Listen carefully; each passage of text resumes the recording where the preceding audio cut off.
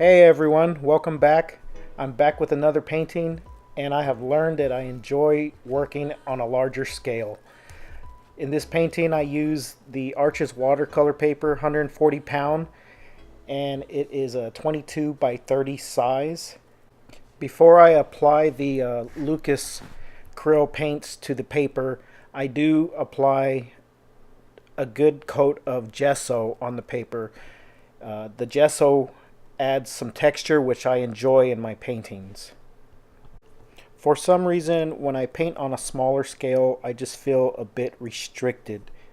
And when I paint on a larger scale, it just allows me to have a little more freedom and be a little more expressive. So I'm enjoying that right now. I plan on getting some large canvas later on and try like a 30 by 30 or somewhere within that range and give it a try with painting on a even larger scale.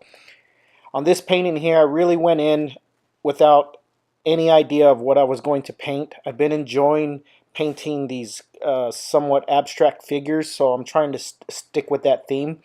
So I went in and did the underpainting, and a lot of times when I do the underpainting, I start to see figures form within the underpainting, and I just kind of go with it and just start using the alcohol to remove some of the acrylic paint and start shaping the figures that I see. It's kind of like when you look at clouds outside and you look long enough and you begin to see figures form in the clouds. That's kind of how I look at my paintings.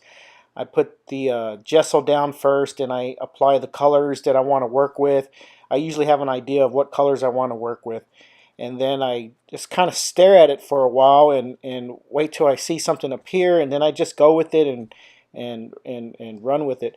At the end of the painting, you'll see I start with one figure here, but at the end of the painting you'll see that I add a second figure, and that was completely unplanned. When I put some paint down, just immediately I saw another figure in there, so I had to add that second figure. And I love when I do paintings like this and it just goes from one thing to another, and the end result is the most important thing, and I really enjoyed the end result on this painting. So I hope you enjoy it. If you have any questions about the techniques or what I'm doing in this video, you see me remove a lot of paint.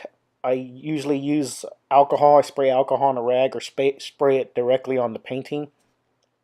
So you see me do that a lot. I also just use water. I have a bottle of alcohol and a bottle of water that I use. A lot of times I just splash the alcohol on and it'll kind of create a nice effect on the painting. And one of the most important parts in my painting is the underpainting and is applying the gesso, because it creates all these different textures, and some of the paint that I put on in the beginning doesn't show up until the end when I start removing other layers. So applying these layers is very important in the I guess the style of painting that I do. So if you have any questions, just let me know. Suggestions, comments, good or bad, I'd love to hear from you.